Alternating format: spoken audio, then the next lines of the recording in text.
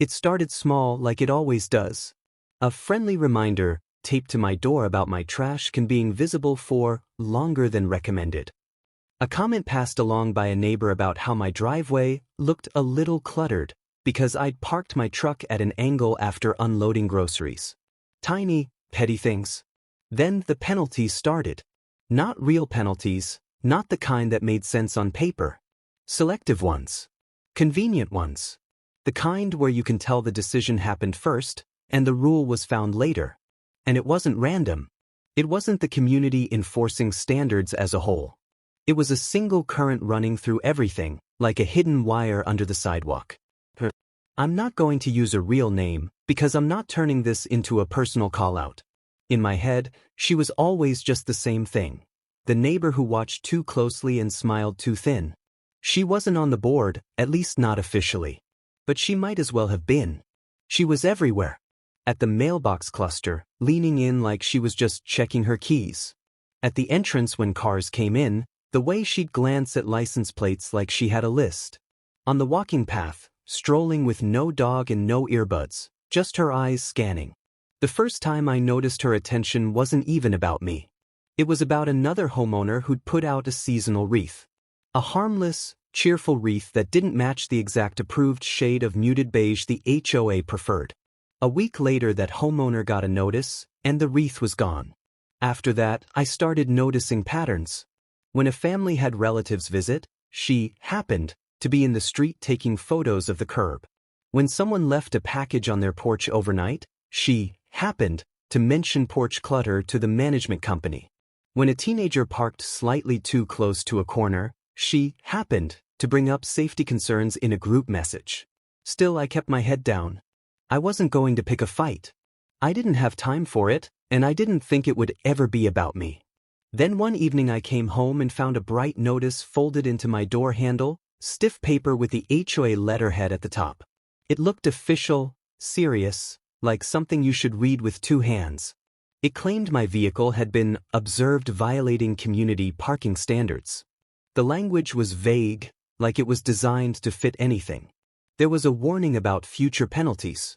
What made my stomach tighten wasn't the accusation. It was the detail at the bottom that I could tell had been added after the template was printed. Repeat violations may result in enhanced security monitoring and enforcement. Enhanced security monitoring. In a neighborhood where the most criminal thing that happened was someone forgetting to bring their garbage bin in. I read it twice, then a third time, trying to see if I'd missed something obvious. I hadn't. It wasn't a normal warning. It was a setup. A way to justify whatever came next. I went inside, sat at my kitchen table, and stared at the notice while the house settled around me. The walls felt too quiet. The air felt too still. I'd lived here long enough to know what this really meant. Someone wanted leverage. Someone wanted eyes on me. Someone wanted to turn security into a personal spotlight. And I already knew who was whispering in the board's ear. I tried to handle it the reasonable way at first. I reviewed the community rules. I pulled up the governing documents and actually read them, because that's the kind of person I am when something feels off. I didn't skim. I didn't just search for keywords. I read the sections about parking, enforcement, and how violations were supposed to be documented. I highlighted the parts that mattered. I printed one section and slid it into a folder. Because when you live under a homeowners association, you learn something fast. Feelings don't matter. Memory doesn't matter. Only paper matters. A couple days later, I got another notice. Same letterhead. Same vague language. Another observation, another warning. This time, the accusation was different. Now it was about obstructing the community appearance standard, which could have meant anything from leaving a hose out to having the wrong shade of mulch. Only it was aimed at my driveway again. It didn't list a date. It didn't list who observed it. It didn't even list what, specifically, I'd done wrong. It just said my property had been documented and that enforcement was escalating. That word sat in my mind like a stone. Escalating. Because that's what they always did. They didn't want a solution. They wanted pressure. I started paying attention to the neighborhood like I'd never paid attention before. I'd always been the guy who waved, who nodded, who kept things friendly. Now I watched how people looked when I walked past. Some smiled, but too quickly. Some looked away, like they didn't want to be associated with whatever story they'd been told about me. That's when I realized the rumor had already started. Not a rumor about a driveway. Not about a trash can. The rumor about me. I heard it in pieces, like overhearing static on a radio. Someone mentioned complaints. Someone else hinted at safety issues. A friend on the street asked if everything was okay in a way that didn't sound casual. One neighbor, someone I'd barely spoken to before, gave me a look like I was a ticking device and he didn't want to be near the blast. That was when the fear settled in. Not fear that I'd done anything wrong. Fear that the HOA had decided the narrative, and the narrative was going to become reality whether it was true or not. The next piece dropped when the community newsletter came out. It was a bland, boring thing most people ignored. Updates about landscaping, reminders about trash schedules, a paragraph about community safety. And right in the middle was a line that made my stomach flip. The board was considering increased security patrols due to recent concerns about compliance and neighborhood safety. Recent concerns. It wasn't subtle. It wasn't random. It was a signal. And I could feel it in my bones. I was the concern. I went back through my notices and laid them out on the table, side by side. I took pictures of each one with my phone, making sure the timestamps were saved. I wrote down when I'd found them and what I'd been doing. Then I started making what I called my fact base. It wasn't dramatic. It wasn't some movie montage. It was just me in my kitchen with a notebook and a printer, building a quiet wall of truth. Notice 1, vague parking accusation. Notice 2, vague appearance accusation. Newsletter line about security patrols. Then I remembered something I'd ignored before, the board meeting agendas. They were supposed to be public. That was part of the due process style procedure in the governing docs. The HOA couldn't just decide something big in private and spring it on people. They had to put it on an agenda, announce it, let members show up and comment. At least, that's how it was supposed to work. So I checked the next meeting agenda. And there it was, buried near the bottom like it was trying to hide. New business, security vendor discussion. My skin prickled. Because this wasn't theoretical anymore. It wasn't just a line in a newsletter. It was a real agenda item. A real discussion. A real move. And I knew, without even hearing a word of it, what it would be framed as. Not, we want to target one homeowner. It would be, we want to protect the community. That's how they always disguised it. Wrap a personal grudge in the language of public safety, and suddenly anyone who objected looked suspicious. That night, as I stood at my window, I noticed something else. A car idling at the corner longer than it needed to. Not a neighbor's car. Not someone pulling into a driveway. Just an unfamiliar vehicle sitting there, headlights off, like it was waiting. After a minute, it drove away slowly. I told myself it was nothing. Maybe someone got lost. Maybe someone was on the phone. But the next day, I saw the same car again. And this time, it felt like a message. The rumor machine didn't slow down. It accelerated. People stopped chatting when I walked up. A few started giving me that polite, stiff smile that meant they were trying to be civil while also keeping distance. I hated that part the most. Not because I needed everyone to like me, but because I could feel the shape of the lie taking hold. I'd seen it happen to others. The HOA labels someone a problem, and suddenly every harmless thing they do becomes suspicious. Take a phone call on your porch? You're monitoring. Work on your car for an hour? You're running a business. Have a friend visit? You're hosting gatherings. The board didn't have to prove anything. They just had to suggest. And the suggestion became social shame. That's when I decided I wasn't going to play defense anymore. I wasn't going to argue about whether my truck was angled wrong. I wasn't going to plead my innocence in group chats. I wasn't going to show up desperate and emotional, because that's what people like her wanted. I was going to use their own procedure. That weekend, I pulled out the highlighted section of the governing documents and read it again. The enforcement process required consistency. If a rule was enforced against one homeowner, it had to be enforced fairly across the community. Selective enforcement was not allowed. And there was another part that mattered even more. Any new enforcement program that affected the entire community required member notification and proper documentation. Meaning if they wanted to bring in security patrols, it couldn't just be a board whim based on gossip. There needed to be a documented reason, a documented scope, and a transparent process. So I started collecting examples. Not in a petty way. Not by stalking neighbors. Just by paying attention to what was already obvious. Cars parked overnight in driveways at angles. Bins left out longer than recommended. Hoses visible, decorations slightly off, vehicles with work ladders. If my driveway was suddenly a crisis, then those things were too. And I wasn't going to accuse anyone. I wasn't going to target neighbors. I was going to prove the HOA was choosing.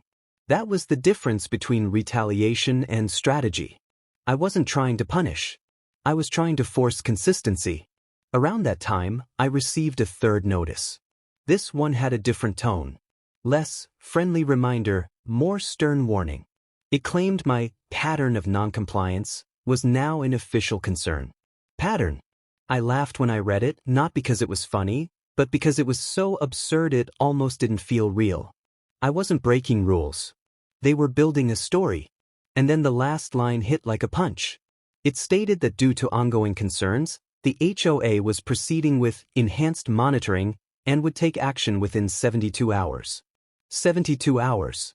There was the countdown, the escalation queue, the deadline they could repeat to make it sound urgent and justified. I stared at that line until my eyes felt dry. 72 hours to do what? Hire security? Start patrols? Issue penalties? Tow? Something else? It didn't say. It didn't have to. Vagueness was part of the intimidation. But now I had something better than fear. I had their own words, printed on their own letterhead, with a specific deadline they'd chosen. And deadlines cut both ways. I added the notice to my folder, took a photo, and wrote the date and time I'd received it. Then I opened my laptop and drafted a formal request for records. Not a rant. Not an emotional plea. A simple, calm document asking for the documentation related to the allegations, the basis for enhanced monitoring, and the agenda materials connected to the security vendor discussion. I cited the relevant sections of the governing documents. I referenced the enforcement procedures. I asked for clarification on how pattern was being defined. I made sure every sentence was clean and neutral because I knew how they twisted tone. If I sounded angry, they'd call me hostile. If I sounded defensive, they'd call me guilty. So I sounded like paperwork. Then I printed it, signed it, and delivered it the way the HOA demanded official requests be delivered, in writing. The next day, nothing happened. No response. No acknowledgement. But the neighborhood felt different. Like there was a current running under the surface. Like people were waiting for something. I drove to the entrance and noticed a small sign had been staked into the grass near the gate. It wasn't big, and it wasn't officially branded, but it was obvious. A generic warning about security monitoring and reporting suspicious activity. My throat tightened. They were already setting the stage. Not even waiting for the meeting. Not even waiting to consider anything. They wanted to make it feel inevitable. And then I saw her. She was standing a little too close to the sign, like she'd placed it herself or at least wanted credit for it. Her posture was relaxed, but her eyes followed me as I drove past, and she didn't look away. I didn't glare. I didn't react. I kept my face neutral. Because I wasn't going to feed her. Instead, I went home and did the one thing that always unsettles people who thrive on rumor. I went quiet. No posts. No arguments. No sidewalk confrontations. Just documentation. That afternoon, I received something in the mail that made my skin prickle. An envelope from the management company. Inside was a copy of the next meeting agenda, plus a short reminder about proper conduct and community safety. And attached to it was an excerpt that looked like it had been pulled from a previous meeting's minutes, talking about resident concerns and reports of intimidation. My hands went cold, because now they weren't just implying. They were building a record that suggested I was intimidating people. A record that could be used later to justify whatever enforcement they wanted. I laid the excerpt on the table and stared at it. It didn't mention me by name. It didn't have to. It was vague like everything else, but it was carefully worded. This wasn't just a feud. It was a campaign. And in 72 hours, the board would sit in that meeting room, look at that agenda, and decide whether to give it teeth. I needed something that didn't rely on their goodwill. I needed something that forced their hand. So I opened my folder and looked at what I had: the dated notices, the agenda excerpt, the highlighted section of the governing documents. Evidence props. Paper. Their own words. But paper alone wasn't enough. Paper could be ignored. What mattered was procedure. The exact order of steps. The part they always messed up when they were rushing to punish someone. If they wanted to introduce security patrols, they had to do it right. If they didn't, I could challenge it. And if I challenged it the right way, it wouldn't look like me resisting safety. It would look like me insisting they follow their own rules. That night, I drafted a second letter. This one wasn't a record request. It was a notice of dispute. I didn't accuse them of a personal vendetta. I didn't name her. I didn't call anyone out. I simply stated that the enforcement against my property appeared inconsistent with enforcement applied elsewhere, and that any escalation should be paused until documentation was provided and procedures were followed. Then I added one line that felt like a quiet knife. If enhanced monitoring or security patrols were being proposed based on alleged violations, the HOA should provide the underlying evidence and ensure equal application of standards across the community. Equal application. Consistency. Words that sounded reasonable to anyone, but dangerous to anyone who depended on selective enforcement. I printed it, signed it, and delivered it the same way as before. The next morning, the neighborhood shifted again. I noticed a couple people watching me from their porches, not in a friendly way. More like they were waiting to see what I'd do. Someone slowed down in their car as they drove past my driveway. And then, as I stepped outside to check my mail, I saw a clipboard. Not in my hands. In the hands of a man I didn't recognize, wearing a plain vest and standing on the sidewalk near my house like he belonged there. He didn't approach. He didn't speak. He just looked down at the clipboard, then up at my property, then back down again. My pulse thumped in my ears. Because I knew what that meant. They hadn't waited for the meeting. They had already started the patrol. And if that clipboard turned into a report, it would become their next piece of documentation. I stood there, trying to keep my breathing steady, and I realized the board's 72-hour ultimatum wasn't just a deadline. It was a trap. If I reacted the wrong way, they'd label me dangerous. If I did nothing, they'd build their record. If I challenged them too loudly, they'd call me disruptive. And the man with the clipboard took one step closer to my driveway, his pen poised like he was ready to write. That was the moment I understood the real question. It wasn't whether their plan would work. It was whether mine would, before the 72 hours ran out. The man with the clipboard paused at the edge of my driveway like my property line was a suggestion, not a boundary. He didn't step onto the concrete, but he leaned forward just enough that it felt like he wanted to. I stayed still. Not frozen, not fearful. Just controlled. I reminded myself of the one rule that mattered most in a homeowners association drama. The person who stays calm usually wins, because calm creates clean facts. Clean facts are hard to twist. I walked to my mailbox at a normal pace, pulled out a handful of flyers, and kept my eyes forward. I didn't glare. I didn't wave. I didn't give him anything. But I did take note of everything. His vest had no logo. The clipboard was plain. And he wasn't taking notes about the neighborhood in general. His head kept pivoting back toward my driveway like it had its own gravity.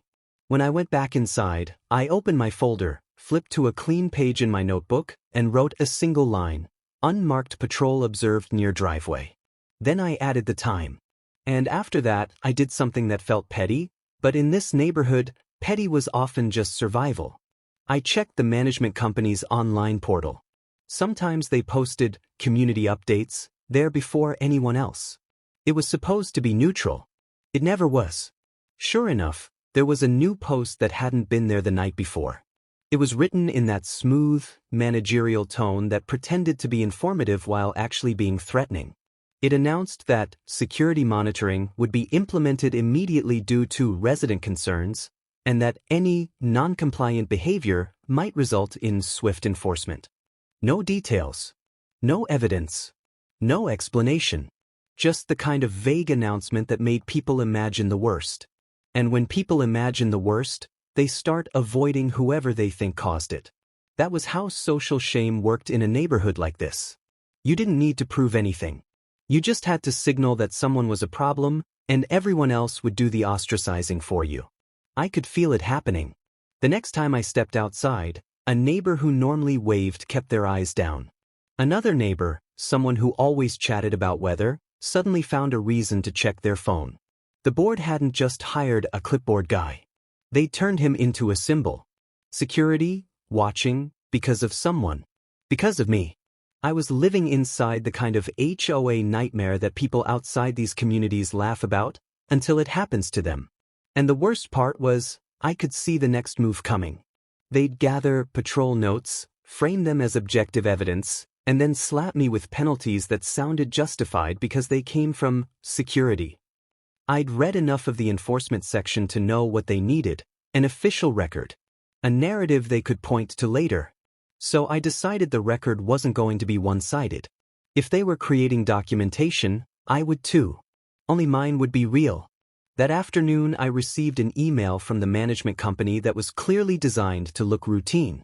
It was titled something bland, like Community Compliance Reminder. But the body was anything but bland. It stated that my property had been observed again. It referenced ongoing monitoring.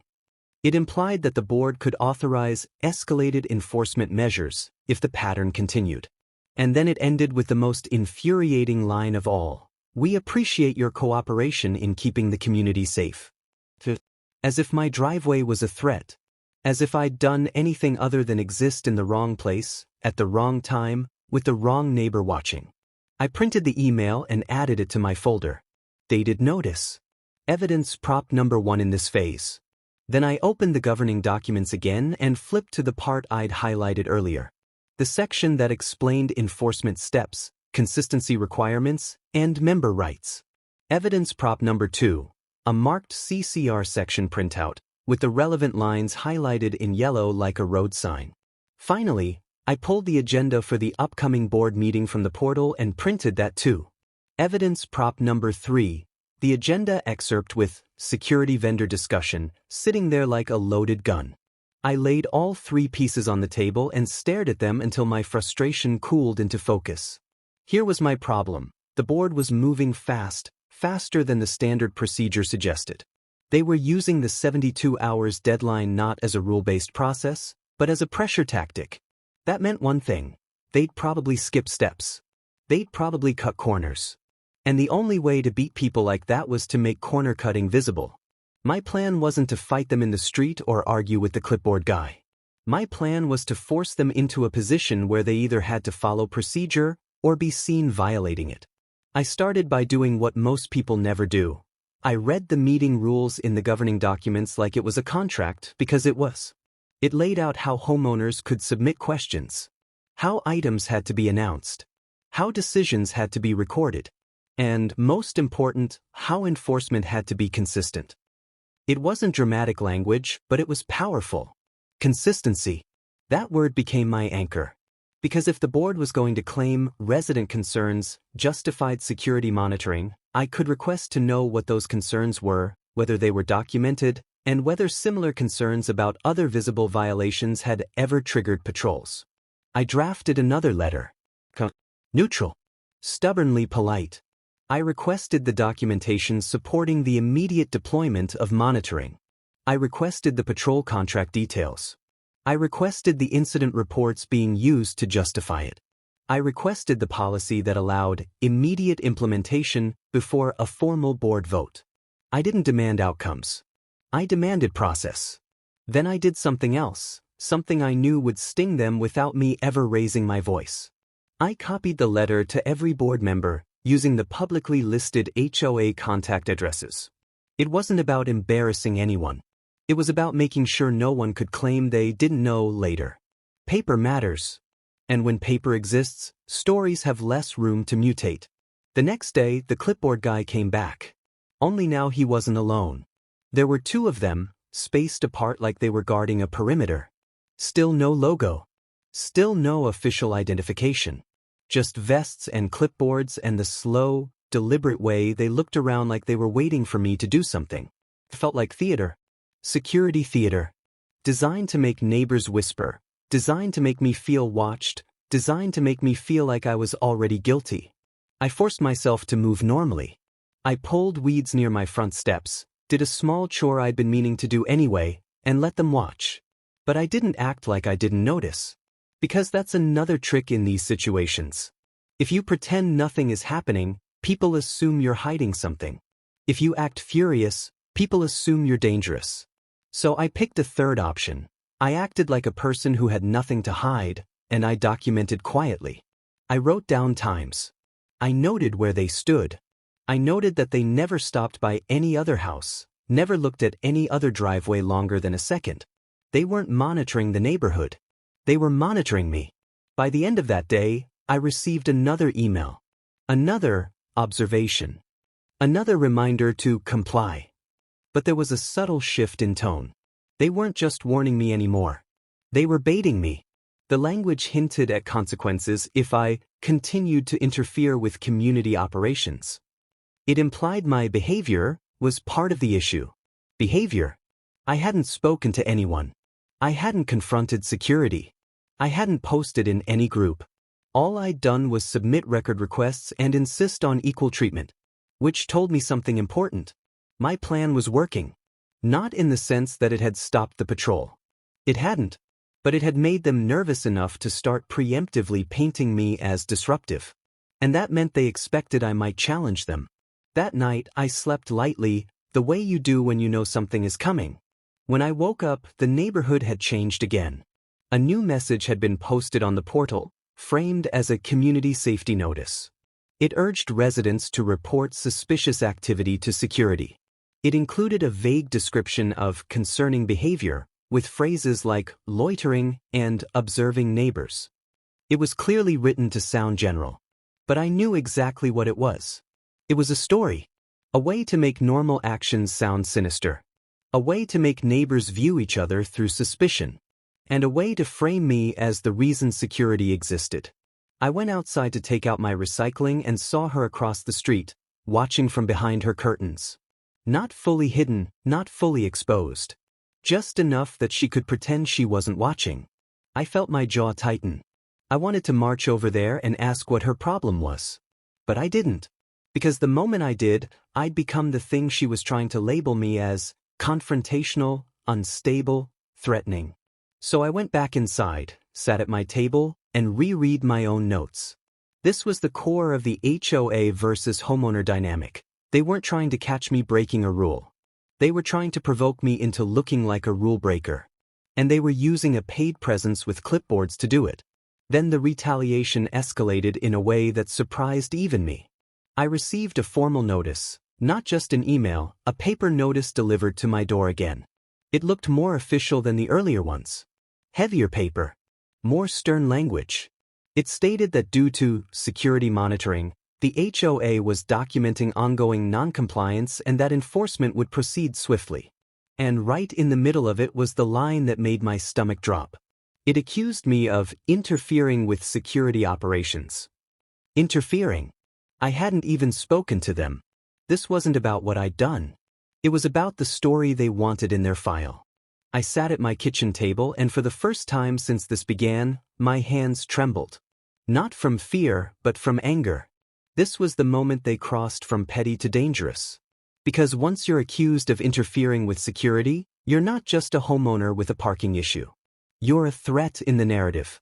You're a problem the board can justify harsher measures against. And if neighbors believed it, they'd avoid you, report you, side with the board without question. I took a slow breath and reminded myself, calm creates clean facts. Then I did something that felt almost boring, but boredom is powerful when the other side is fueled by drama. I wrote back. I responded in writing, referencing my earlier letters, asking for the specific incidents that supported the accusation, and stating clearly that I had not interacted with security personnel at all. I didn't sound offended. I didn't sound outraged. I sounded like a person who expected evidence. That's the thing about people who live on rumor. They hate evidence. Evidence forces them to pick specifics, and specifics are where lies fall apart. I also added one more line, carefully placed. Any enforcement action based on monitoring should be consistent and applied equally across similar conditions in the community. Consistency again. I printed it, signed it, and delivered it. By the time I'd done that, I realized something else. The board's 72 hours deadline was approaching fast. They were going to use the meeting to formalize what they'd already started, and they were going to cite the monitoring reports as justification. If I waited until the meeting to speak, they'd already have their narrative. So I prepared the only weapon that mattered in a homeowners association drama, a packet. A clean, organized packet. I assembled my evidence props, the dated notices, the printed portal updates, the agenda excerpt, my written requests, and the highlighted governing document section. Then I added a single-page summary at the front. It didn't accuse anyone of a vendetta. It didn't name her. It didn't speculate about motives. It simply listed the timeline of notices, the sudden implementation of monitoring, the lack of provided documentation, and the inconsistency of enforcement compared to visible community conditions. If anyone read it, they couldn't unsee it. And if they didn't read it, at least it would be entered into the record. The night before the meeting, I got another email. Any failure to cooperate could be treated as a violation. This one was shorter and colder. It stated that security monitoring would continue, and that any failure to cooperate could be treated as a violation. Cooperate? With what? Being watched? Being labeled? Being treated like a suspect in my own driveway? The tone was so smug, so sure of itself, that I could almost feel her satisfaction through the screen. That's when I realized the next move. They weren't just monitoring. They were trying to force me to accept monitoring as normal, so any objection could be framed as guilt. I went to bed with my packet on the table and my mind running through procedure like a mantra. Agenda. Member comment. Record. Consistency. And then, in the morning, the final twist hit. As I stepped outside, I saw a new sign posted near my curb. Not at the entrance this time. Near my curb. It wasn't large, but it was visible. It mentioned security patrols, reporting suspicious activity, and it had a line about non-compliance investigation. No logo. No official HOA branding. But it was planted like a flag right in front of my home. A public marker. A way to tell every neighbor who passed that my house was the reason for security. The social shame was the point. My cheeks burned, not because I was embarrassed, but because I could feel the trap tightening. If I removed the sign, they'd call it interference. If I left it, the narrative would spread. I stood there staring at it, my chest tight, my mind weighing the options. And then I saw the clipboard guy down the sidewalk, already watching, pen ready, like he was waiting to see what I'd do with the sign. It wasn't a random placement. It was bait. The meeting was hours away.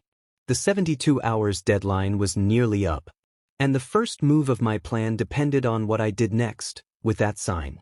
I took a breath, stepped toward it, and forced my face into calm neutrality.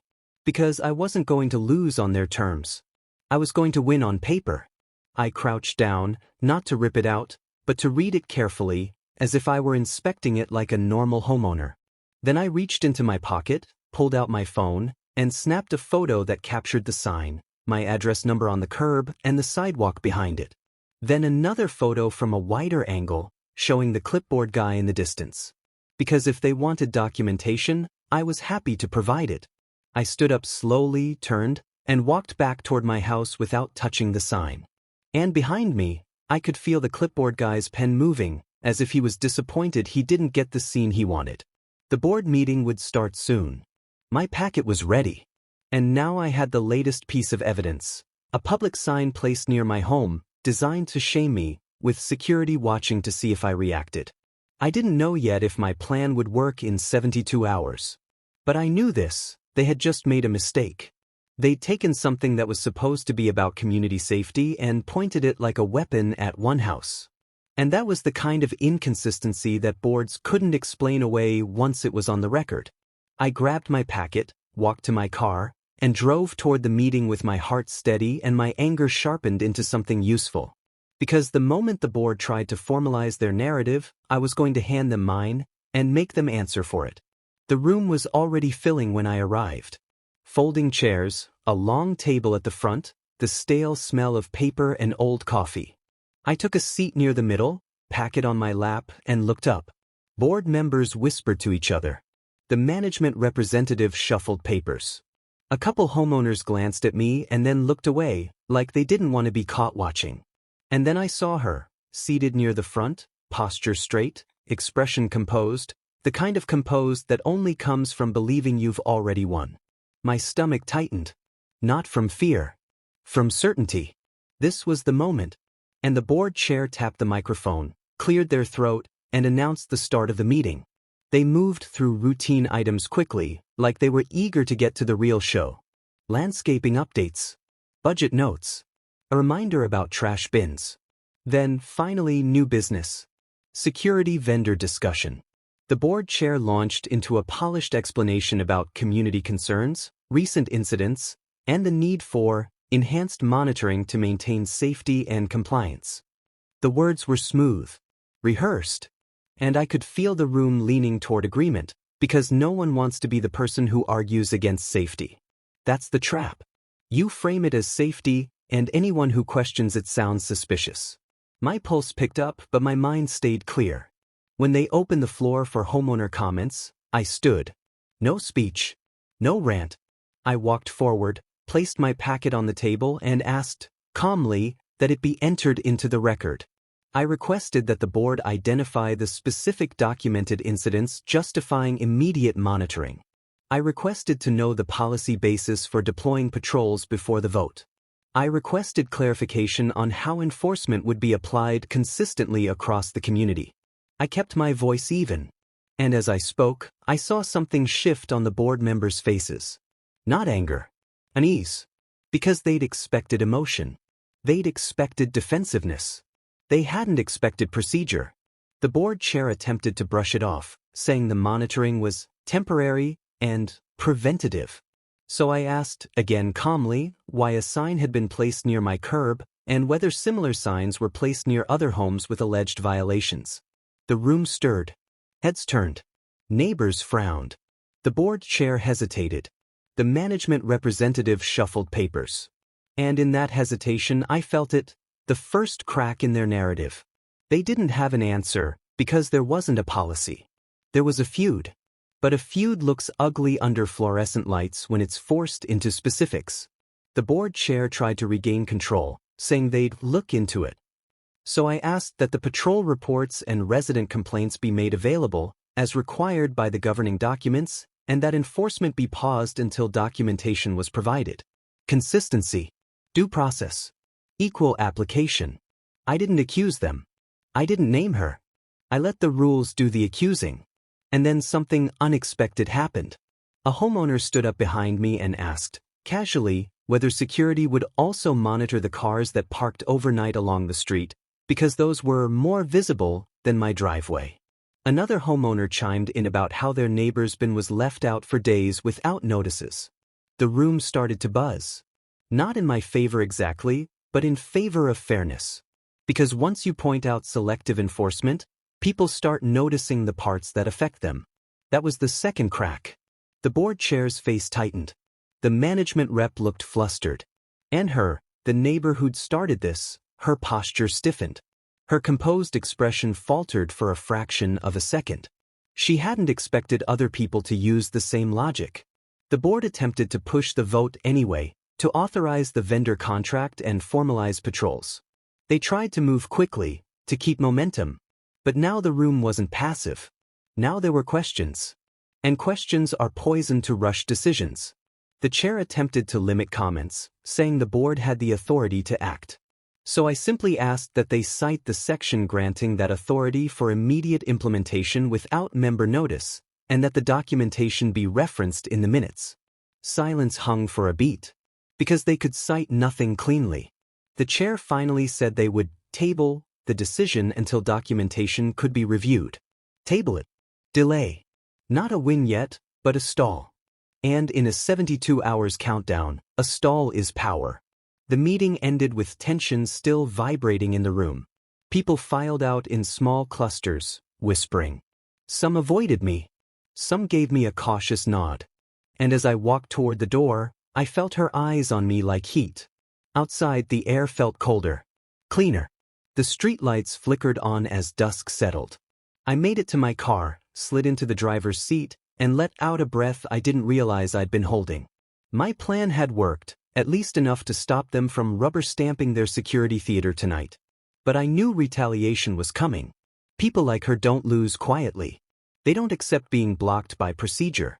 They escalate. And as I started my engine, my phone buzzed with a new email notification from the management company. The subject line made my stomach drop. Notice of continued non-compliance. I opened it, and the first sentence told me everything I needed to know. They were not backing off. They were doubling down, in response to my disruptive behavior at the meeting. My hands tightened on the steering wheel. Because now the feud had shifted into its most dangerous phase. Not rumor. Not whisper. Retaliation on paper. And I could already feel the neighborhood watching, waiting for the next move. I drove home with my mind racing, my packet on the passenger seat like a shield. When I turned onto my street, I saw something that made my blood run cold. The sign was gone from my curb. Not moved. Gone. And in its place was nothing but bare grass and a small divot in the soil. My heart hammered. Because I hadn't touched it. And if it was gone, there was only one reason. Someone wanted to frame me. I pulled into my driveway slowly, scanning the street, scanning the windows, scanning the shadows. The clipboard guy wasn't there. But I knew the record they were trying to create. Interference. Non-cooperation. Threat. My mind snapped into focus. I had taken photos. I had timestamps. I had evidence. But would it be enough, when the HOA was already sending notices calling me disruptive? I stepped out of the car and walked toward where the sign had been, my pulse pounding, my eyes locked on the empty patch of grass.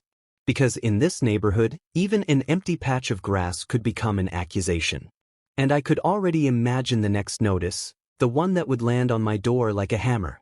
Accusing me of removing security signage. Accusing me of interference. Accusing me of proving their story right.